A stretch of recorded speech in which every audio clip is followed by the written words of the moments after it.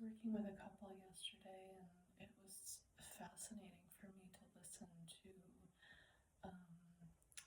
the time that they spent where the one person was feeling like they were giving and giving and giving, and then there wasn't any reciprocation. So when it was their turn to receive, their perception of their turn to receive, that they perceived that the other person was not really giving with a full heart, that there was kind of like a perception that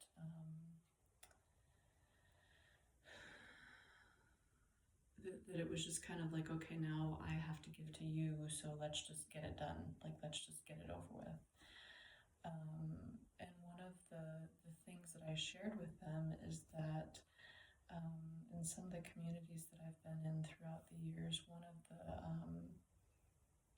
kind of the principles was that love is in response to a need. And so I shared with them also that one of my big, when I used to do meditations on projection meditations, one that came up for me all the time was, "You are so needy.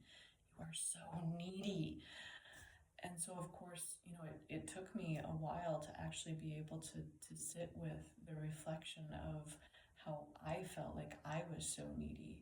And that was why I rejected so strongly neediness. Like if somebody asked me for something, I didn't want to give it to them. It was kind of like that same thing, like, okay, let me just get it done, whatever it is. But if I was just giving to them without them asking, it was fun and beautiful. And I noticed this throughout many, many years, in Tantra communities and other things. And so one of the things that we worked on was, can I, by knowing that my partner or someone in my life needs this and it would bring them pleasure, like instead of just saying yes and offering it and saying like, okay, let me get it done now, can I actually do this from a place of an open heart and do it in a way that actually brings me pleasure also? So like, for example, if my partner's like, oh my God, my shoulders are killing me, like, would you mind giving me a shoulder rub instead of like mechanically get it done? Can I find the juiciness in this? Can I find a way that I can experience this in a really pleasurable way so that it's pleasurable for me as well?